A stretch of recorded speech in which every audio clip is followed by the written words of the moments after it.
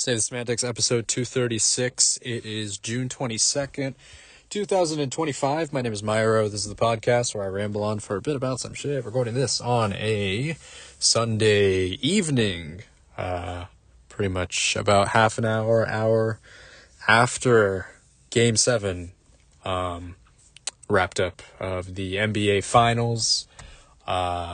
We got ourselves a new NBA champion with the Oklahoma City Thunder pulling it off at the end there. It turned out to be one of those disappointing kind of Game 7, just disappointing closers where, the big story is Halliburton going down, what appears to be an Achilles injury. The first quarter of that game was so promising. He had like 9 points in, the first kind of half of the first quarter. And then he goes down with a non-contact injury. And yeah, that's kind of the story, unfortunately. And it's a little hard to try to take away a ton. The Pacers kept it competitive for the first half, and then the Thunder kind of pulled away in the third, and then, Pacers, it looks like they were kind of making a bit of a comeback at the end there, but yeah, it just wasn't enough, and it turned out to be kind of a disappointing game, I would say, and it just, I think it would have been a lot more, it's a tough one. It's really tough, man. Just kind of the way this one ended. I'm really kind of, again, we had an incredible series. It's just not the ending that, I think most people were hoping for. I think if the Pacers somehow pulled it off at the end there, I think, this would have been pretty amazing. But yeah, this is kind of the result that was expected even without the Halliburton injury. But yeah, that's a tough one, man. Really tough. I hope that he's okay and he's going to be able to recover, next year. We'll see what the future is. But I think it continues, and I hate talking about it because it's just Game 7, like everybody, I was so excited to get into this game. But it's with the results of it, and then just thinking about kind of the scope of the season and everything, I think the conversation and, this discussion that I kind of had where I was sort of talking about just the length of the season and just the injuries that have been sustained. There have been 3, they haven't, I don't know if they've determined it was an Achilles. They said lower leg injury, but it's most likely an Achilles injury for Halliburton. But over the course of these playoffs, there have been 3 Achilles injuries. You had, Damian Lillard, Jason Tatum, and then now Tyrese, 3 star players that have gone down. And it's just I don't know, it's a pretty telling sign that these players, especially the star players, go through these kinds of injuries because of the amount of physical stress that is put on their body, right? And I think it is a reflection of the load, the season and the toll, the season plus the playoffs, and that kind of the toll that it takes on just a human body. These guys are superhumans and they're insane athletes and everything. But I do think there is a limit, and especially with the play, and we saw it during this series against the Pacers and the Thunder, how physical and how physically demanding the series was. And then just it's that on top of all the other usage that they've taken on during the playoffs. I think it's gonna have some kind of effect. And I think it's a little hard to look past that. I think that there is, I don't know, I don't know if there's going to be any changes really, that are going to be implemented to kind of curb that type of thing. Like people, it's funny, like the discourse. I mean, the discourse, like sports discourse, is always kind of ridiculous, especially nowadays. But it's like people talking about like load management and injuries and all that stuff. Like, I think there's so much of this, like, so much of this kind of criticism, whatever, that is sort of levied towards players because they're not able to like pull through. And it's like, I don't think the level of which that is taking into account, you just can't really, unless you have been in that kind of situation, which I haven't. I was like an athlete. Like the most I did was like, I ran a lot in high school, and I sustained some stuff that I'm still kind of dealing with to this day. Like, you can't even like imagine like all the things that athletes have had to deal with, throughout their career, right? Professional athletes. But I feel if there is a way to kind of curb that kind of thing should be implemented, right? Like rest, and I think rest is important, but I think there has to be some type of permanent measure to like really just shorten the season. I just don't. It's not going to come to fruition because of just money reasons, right? But listen, man, if you got your best players just getting injured, like, your team, your team isn't going to make as much because they're not going to be on the court, right? There's going to be less people in seats. There's going to be less, lower attendance. Like, that's going to affect that's just going to affect your lower like, just your profit. So I think, and then on top of that, teams are already making so much. So I don't know. Is there anything that can be done? That's kind of my reflection. I do want to talk a bit about the Thunder because, like, listen, they've had an incredibly impressive season. It's just hard, It's a little hard to kind of separate from, what happened. But that's just been kind of what's been at the top of my mind, along with, just coming to the realization that the season is over and kind of, not exactly in a very, not necessarily in the most positive manner, in a pretty, it's tough, man. It's really tough. And, you just hate to see things end the way that they did. It's tough. It's really tough. It's just, I get it. It's a part of sports, but I do think that there are measures that can be taken to mitigate these kinds of things in the future. I really think so. I think it's very telling over the course of these playoffs, especially, the amount of star players that have gotten hurt. So, Thunder win.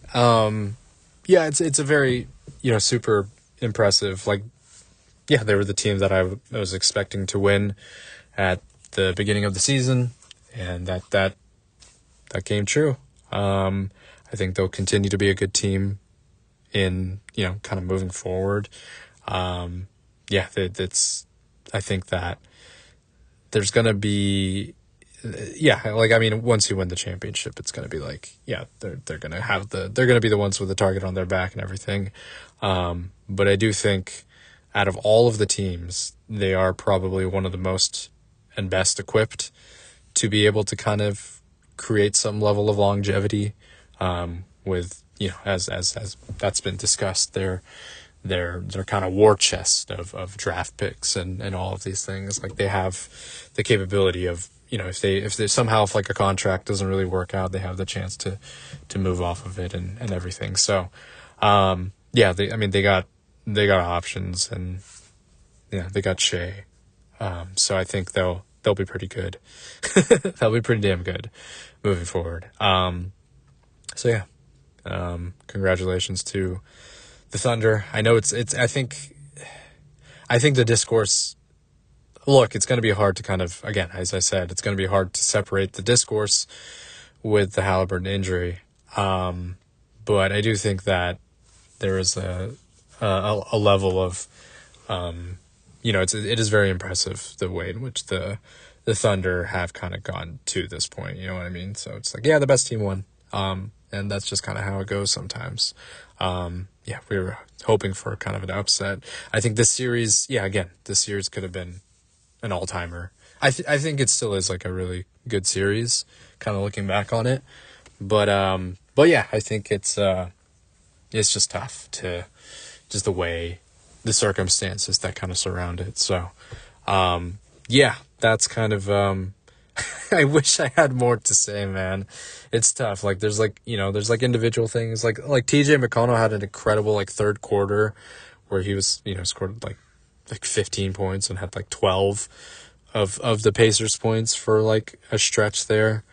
But yeah, it's, it's going to be, it's going to be kind of hard looking back on it. It's going to be hard sort of like reflecting on it. 'Cause it's like, because it's just like, damn, man, there was so much of it that like I really enjoyed about these playoffs and everything. But yeah, it's tough, man. I mean, I can't even imagine what the feeling is. I mean, I kind of can, because 2019, I had that feeling when KD and Clay both went down, but it's different. It's a different kind of situation, I think. And who knows what the Pacers are going to look like next year as well. So yeah, it's just like so tough, man. You got like all these teams that just get so severely affected when their stars go down like that. I mean, that's just kind of a given, right? But yeah, it is what it is. Tough one.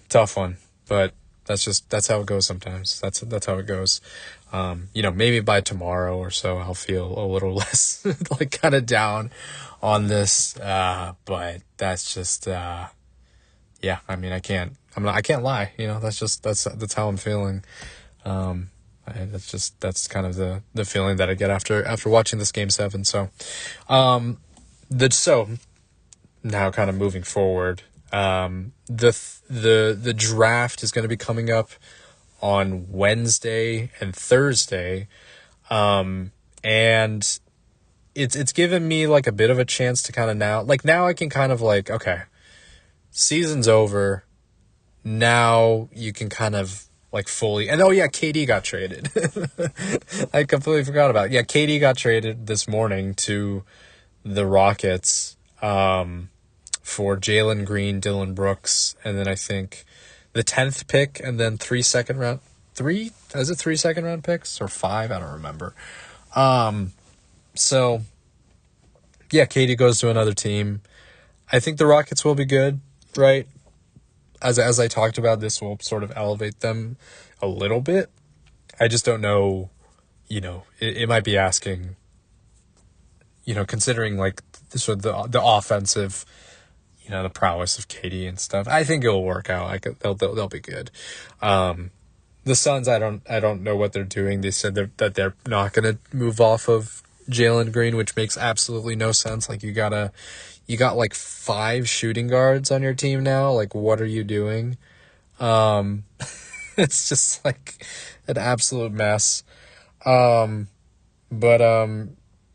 I mean, KD trade happened. It's so wild. Like just all of these events just coming together. I think, good for the Rockets. Suns, I don't know what they're doing.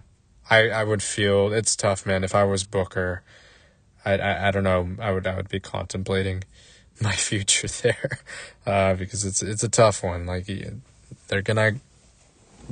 I don't know what they can even recoup with like a Jalen Green, or if they even move off of like a Dillon Brooks. I'm assuming they keep Brooks. because they want to try to like quote unquote compete this upcoming season. So yeah, I don't know. But yeah, that trade happened, and so I don't know what else to really add. Like it was more surprising that it happened today versus it happening at all. It's like, okay, it finally went down, because it's just been discussed to death. What I was gonna say before, and maybe it's a little less interesting, but in terms of like the Warriors kind of perspective, I'm interested because like I think the Warriors have done a decent job at drafting over the course of like the last couple of seasons. They got Quentin Post this past season. They got, like Pajemski, and who else did they get? Pajemski was last season. I don't remember who else was drafted that year, but like they've had, it's like they've had like decent players to be able to kind of contribute to the Warriors, for the Warriors' success. And yeah, I don't know. I think they have I think they have like a second round draft pick. So it's like, I don't know how exciting that's going to be, but if you're drafting late and maybe you're trying to get, because in the Warriors case, you're much more drafting for fit versus, drafting for just like the highest overall quality player. So I think it would be helpful to try to like, I don't know, get someone that could immediately fit into the Warriors system, on like a cheap contract and everything, kind of in a similar way to Quentin Post. So if they can somehow find someone that can really fit that, it's someone like, I think the team kind of needs a shooting guard. I like Pods, but he's kind of like an undersized guard. He's more of a natural point guard playing the shooting guard position, at least when he's like started. And, center, shooting guard, those are really the two main positions that I think Warriors really need to fill out. So maybe they can find someone in the rough. Like if they don't make any free agency moves, like that's kind of like the best other possible way to kind of improve the team. But yeah, I mean, that's something to kind of be hopeful for. Like, it's like, I do think it's funny that they're doing kind of like a two-parter. I think it's like ever since, the Jokic, when Jokic was drafted, people were like, oh, is anybody else going to be from the second round that's going to kind of fit into that? Is there going to be a perennial MVP type of player that you can find? I don't think that's going to happen, but I don't know. I mean, they're really just trying to stretch the broadcast and make more money is really kind of the main drive of it. I just don't know who's really going to, other than me, I don't know who's going to really watch like the second round of the NBA draft, so anyways, disappointing ending to this finals. I think, look, this just might be a thing where upon reflection, you can kind of take away a lot more, because this is really kind of the first time since maybe like I watched 2023 and of course I watched 2022, but I just wasn't fully tapped in last year for the conference finals going into the finals. So this was like the first time in a while that I've been really, honed in on watching almost the entirety of these playoffs. Because I think, it's just the basketball is great and everything. It's just the result that we got was not what we wanted, or not what I wanted. But yeah, just kind of reflecting on that. And then, I think it's kind of like, okay, now we can sort of move on to the next thing, whether it is the draft, whether it is just the off season in general, summer league. I don't know about summer league, but there are other kind of things to sort of look forward to. I mean, these playoffs have gone for quite a while now. It's been a long playoff run. So I think it's sort of like, I think it was sort of time for it to come to a close, and now it's time to move on to whatever the next thing is. But yeah, just wanted to kind of hop on and do a quick little pod here. I think if I'm able to find the time, I may record tomorrow as well to just maybe do a little bit more catch up on some stuff. Maybe I'll talk a bit more about the KD trade. I don't really know what else to really add. Just maybe the fallout after these finals and just kind of looking back on it a little more. I don't know. We'll see. But yeah, I'll probably record either tomorrow or maybe on Tuesday and do a little bit more to catch up on and maybe talk about some other things as well. So yeah, that's gonna do it for now. All right, recording this on Monday, June 23rd, 2025. Recording this in the kind of evening, late evening, going into the night. But I just wanted to do kind of like an additional catch up or recording, just talking about some other stuff. Not necessarily anything NBA related. Probably going to take a little bit of a break from that. Obviously, I think depending on what the draft is going to look like, I want to try to talk about those things and do a little catch up on who like the Warriors especially draft, whether it's in the first round or the second round. I forgot if they have I believe it's a second round pick, so I know it's not as exciting, but look, I'll take. You never know, they might turn out to be someone. Anyways, gonna be taking a bit of a break from sports, basketball in particular.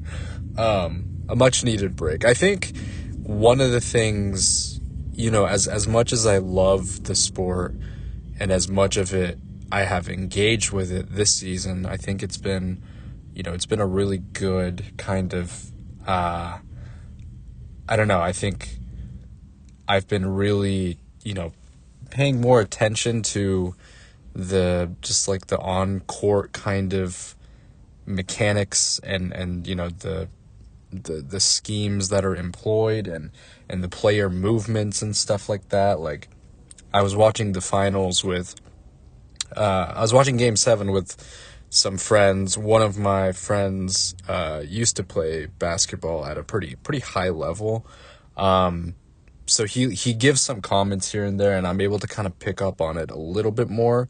Like, some of the more basic stuff, I think I have like a pretty decent understanding of, like, in terms of just like the placement of where you are on the court and the movement and all of those kinds of things, right? Like drawing, if you have the ball and you're driving to the basket, generally you want to have more of an opening to be able to drive and to score, right? Making a layup, those kinds of things. So if you are a teammate, you want to kind of move out of the way to bring your defender away from you if they are playing, one-on-one basketball, right? So that's kind of like that's a pretty simple read there. That's something that I try to kind of look at. Obviously spacing has been kind of discussed quite a lot over the course of, the development over like the last few years, probably longer than that. I think it's more so that I've just started to notice it more, with just how dominant like 3-point shooting has become, but that sort of comes into play as well, right? So the more space you have, the more room you have to operate, the more that you have the ability to draw and kick and all those kinds of things. So, I don't know where I was going with that. So while I have developed quite a deeper appreciation for the game itself, I think there does come a time where, I can try to sort of take a step back from all that. You know what I mean? It's not, I'm not doing it to the level of other NBA analysts by any means. You know what I mean? Like, I'm really just kind of dabbling in it because I've grown to appreciate it and I enjoy it quite a bit. But it's worthwhile, I think, to take a step back once in a while. That's really the case with a lot of, the things that I enjoy, where I've talked about this plenty of times, where I go through these phases where I have these kinds of like fascinations with certain things, whether it's like video games or maybe certain TV shows, although that's not as common, right? Usually it's the things that I talk about on here. I develop a very, like, whether it's like with a specific video game where I want to kind of delve deeper into the story and analyze the story beats and the plot and the characters and that kind of thing, where I really get hooked onto that. Or if it's with basketball, I just kind of have a fixation of sorts. And eventually I think that sort of phase kind of goes away, and I sort of either take a break from it or I move on to whatever the next thing is, sometimes both. And yeah, I think it has finally kind of reached this sort of like natural conclusion where the end of the season has sort of come. It's kind of a,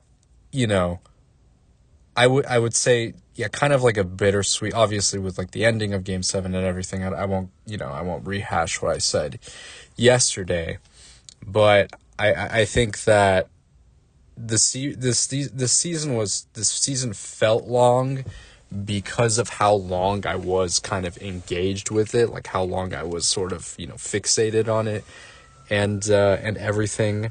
Like this has felt like the longest season in quite some time, not just due to the actual length of the season, the time that it took to reach its conclusion, but also the amount of time that I have spent kind of really watching games. Like I've been watching the games from, like, I took maybe a bit of a break, like early, maybe like in, I don't know, December or something like that, where I was like not really watching games intently. But outside of that, I've been in it since the since like the preseason, even a little bit of like summer league too. Like I've been just like all up in it. So it'll be a nice little break, like I'll still be watching, basketball related stuff. Maybe I'll watch a little bit of like WNBA and that kind of thing, which will be, a nice little supplement here and there. But I think it'll be a good departure, because I think, this season in particular was like the most that I've been really engaged with, especially with just how intense the playoffs have been, and the most exciting it's been in quite a long time. And it's really kind of, I've definitely have had a bit more of a like invigorated kind of renewal in basketball. Like I haven't done this in a while either, just because of timing and everything, but I've started to kind of do some shoot arounds here and there, which I used to do when I was much younger. Like that's how much kind of my love for the game, in a sense, has sort of maybe come back in a lot of ways. And that's been a really great thing. I think it's been really nice to add that as an additional kind of hobby, whatever you want to call it, an additional activity to add, because I think there is because it's really one of the first sports. I've played different sports, across my childhood and everything. And, I enjoyed things like soccer, football, soccer. I ran, track and cross country very intensely. But I think this sort of love of it was like the first kind of sport that I really kind of latched onto for some reason, right? Like, I don't know exactly why. Like, it's hard to pinpoint like what it is, but the mechanics of the game kind of made sense to me. It's pretty straightforward for the most part. If there is a hoop available anywhere, even if it's like a crappy hoop somewhere, like, you can make the most use out of it. And I don't know, there was just something that kind of stuck with me that I really enjoyed, and obviously, that got me into, NBA fandom, and then the rest is kind of, where I am now. I think that, there's like the team orientation aspect of it, which I can appreciate. I think some of where my personal, my personal appreciation for the game in terms of like actually playing the game maybe sort of dwindled after it started to become a little too competitive for me. I just wasn't, like, in reality, I just was not good enough to be like part of a rotation, right? Like, my basketball kind of career, if you want to call it that, stopped at like freshman year of high school, which is a pretty, it's not like exactly the highest bar. And I think it's a little hard to, like, because I think people at that age in particular, especially if you are playing competitively, really it's an incredibly serious thing for them, right? Here in the in the US, like, AAU kind of had become sort of the staple, I would say, for like younger athletes to hone their skills and get recognized and all that stuff. And that was sort of like the initial bar, like, outside of performing at the high school level. Like, AAU was kind of like that circuit to really get into, maybe that you can kind of take this to the next level. And I know that there's been a lot of criticism that's been levied towards how kids have been brought into the AAU circuit, and how quickly they could get potentially hurt, which kind of maybe ties into a lot of maybe the injuries that have occurred in the NBA level. But like, that's just sort of like how the nature of it, right, came about, right? Like, the competitiveness, I think, came to a point, like, it's both like me not quite, like, I didn't enjoy the unfortunate part was, like, I didn't enjoy the game when it got to a certain point. Not just because, like, I wasn't good, but also I just was, like, not enjoying it, right? I understand that it takes a lot of work. I totally get that, right? Like, I mean, I put a lot of work into, when I ran, like, there's an incredible amount of training that goes into it, into any sport. But I think my sort of appreciation for it, in terms of me actually enjoying the game itself, kind of fell apart a little bit because I was no longer interested in, like, because I had, like, physically, I was like, no, that's, like, kind of the limit by which I can really, and of course there's exceptions, like, of course there's, shorter players, like, but it's just like the 1 in like a millionth chance, right, of me actually getting to a point where I would be playing at like a super, high level. And like, I recognized that wasn't going to be the case. And I think that took away some of my enjoyment. I just was like, that it was hard for me to kind of like, and again, maybe it's just like time, times change, and I had other things on my plate as well, but I hadn't really played much. I hadn't really like picked up the ball just for the heck of it, you know what I mean? Like, I had sort of like put that away because other things kind of came to the forefront. And I think as I've sort of grown, to the point where I am now,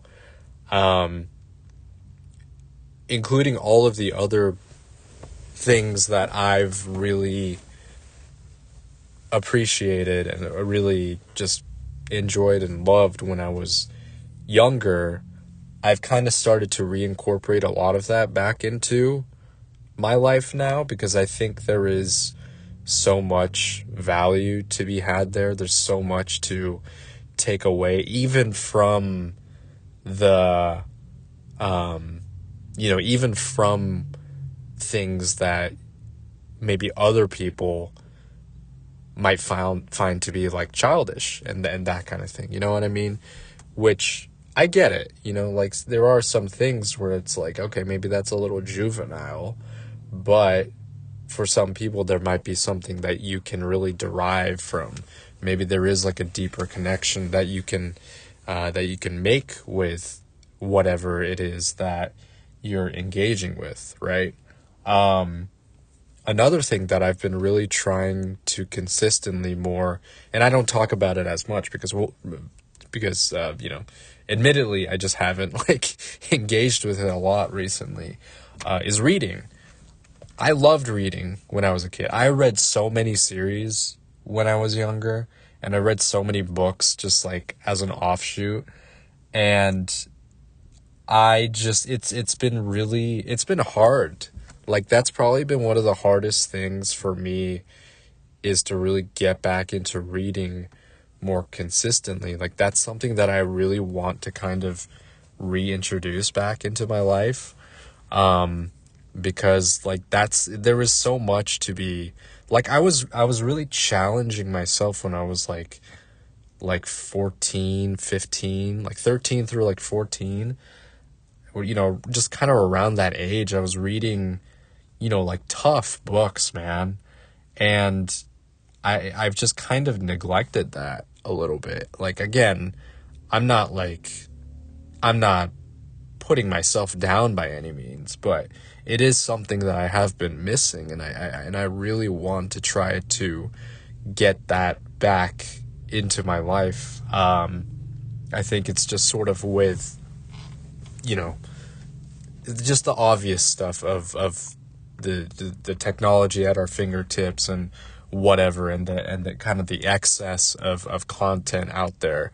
It's been hard to kind of reincorporate those older mediums back in, because of how easily accessible all the other things are, and whatever, attention span, all these kinds of things that affect your ability to, I don't know, retain certain things. But it's just like, I really want to try to do that, because I don't think I'll be able to, like, my tastes have changed, so I don't know if I'll be able to like read like fantasy series at a time anymore, but I really would like to kind of do more of that. And I'd like, like challenge myself a little bit too, like some of my favorite books are novels and stories that deal with, difficult subjects, right?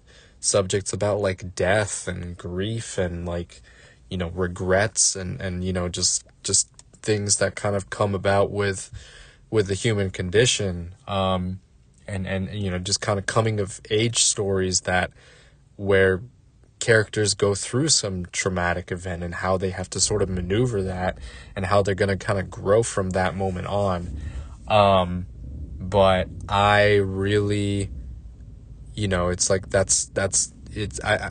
don't know if that's like me avoiding those things, or me just having trouble getting back into that, you know what I mean? So I really want to kind of use this opportunity when I'm not like super distracted by other stuff, even though I kind of am in a lot of instances, but to take away some time and make some of that time so that I can read, right? Like that's just, I really want to try to do that. So along with all the other things that I kind of want to like, pick up or just sort of include, as a part of like daily intake, if you want to call it that. Yeah, reading is like kind of like one of the things at the top of my list, I like a couple of years ago, or maybe it's been a few years ago, I did some like reviews of books that I read. Um, and I might try to do that. It's a little different because I think that I don't know. It's just a little different to what I'm used to because it's a little harder for me to kind of I found when I did kind of talk about certain books, it was sort of hard for me to try to find the language to talk about that. But I might try again and see how that kind of sticks, you know. Maybe I'll just do it in a similar way to when I analyze games and that kind of thing, right? And also there's certain games that I've been meaning to play, like that are a bit more story based, that I think I could really, you know, kind of dig into a little bit more. I have some things on my list that I would really like to try and discuss, because I think that's fun and I think it's interesting to me. So yeah, just all of these things, I have ideas of what I kind of want to do. And again, maybe just sort of, you know, use this podcast as I have done in the past as a means of kind of communicating my thoughts on those kinds of things that interest me, right? That's really what it comes down to, excuse me. So I don't know, it's just something that I've been kind of thinking about as you know, as I kind of find whatever pockets of time that I have available, and that I'm not kind of using that, I'm not misusing that time for, I don't know, just, you know, other, just like, you know, staying on like YouTube and stuff. Like I can criticize people as much as I like about, like, you know, TikTok and that kind of thing. But I'm just as guilty of being, you know, stuck on like things like YouTube and I don't know, just not really experimenting or trying different things. So I would like to, yeah, it's important for me to kind of add a bit more flavor outside of what I already have. So yeah, it's just kind of what's been at my mind. Speaking of, you know, whatever games, Golf Story has been really fun. I've really enjoyed kind of it's very silly, it's very colorful, you know, you got like kind of the, you know, pixelated graphics and all that stuff, kind of typical of like an indie title, but I enjoy the humor. I like how lighthearted it is. I think it's the gameplay. Is also pretty addicting too. Like I kind of want to just like go to like the next like golf challenge or golf course and really kind of, you know, play and just like, you know, I'm not like a huge fan of golf, but like golf games I think can be pretty fun, and this is like a definite, like, you know, this is definitely like a highlight of those kinds of games. There's not really too much to say in terms of like analyzing the story or whatever, but it's just like a fun like RPG, you know, game where like the focus is like the golf gameplay, but also like the atmosphere and just kind of the silliness that sort of ensues. But yeah, it has me kind of in this headspace of like I've been playing kind of, you know, less games of a smaller scale, and I feel there's like so much out there that I have yet to experience and try out. And it makes me excited to really delve into more like indie stuff, especially right now.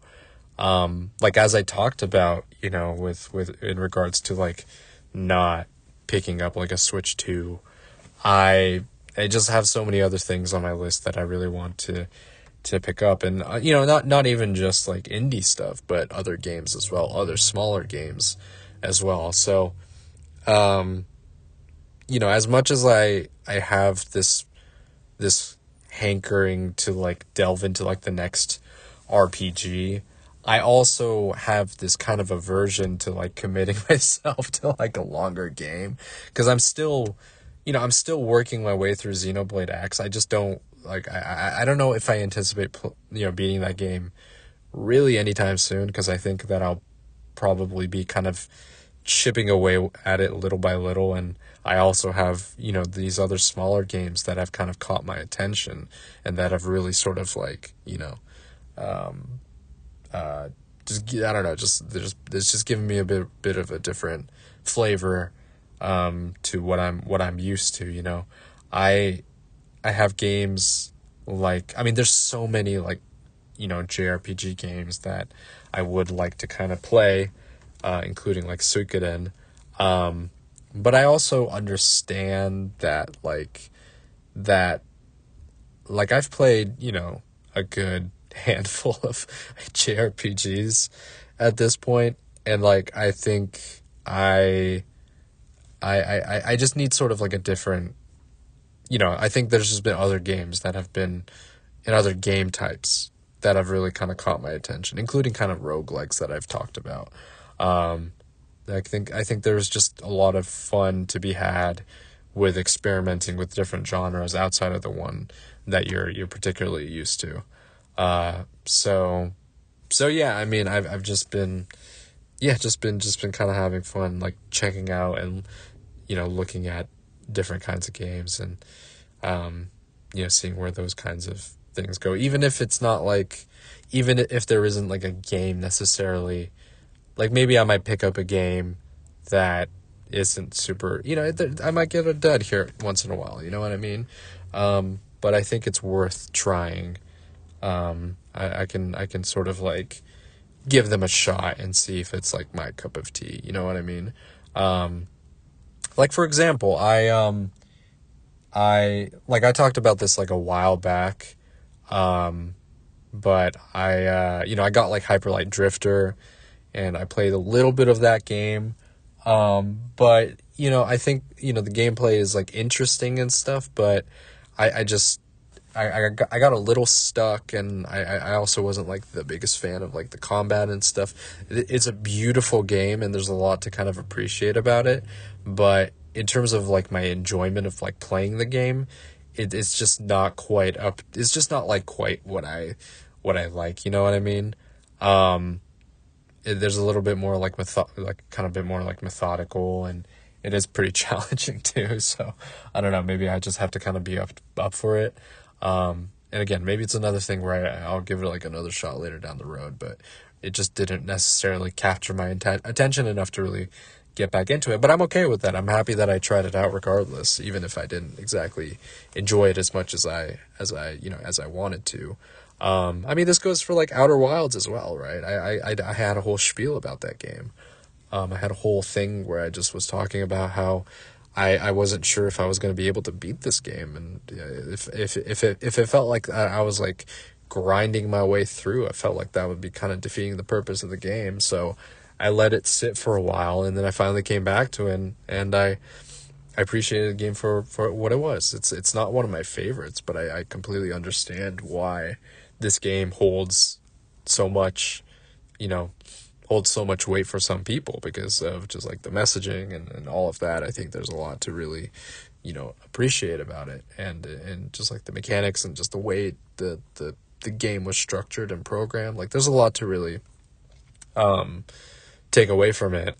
But again, it's just like the gameplay itself, like wasn't my favorite, but just like the messaging and stuff, I appreciate it, and the structure. It's an incredibly unique experience, and that's kind of what I seek. That's sort of where my head's at in terms of gaming. It's just like seeking these like very unique experiences that you don't necessarily see with different mediums. Like you just you're not gonna get an Outer Wilds experience from like a TV show or a movie, because that's so like the game is so, it's a part of you experiencing it yourself, right? Like that's just kind of like the beauty of it.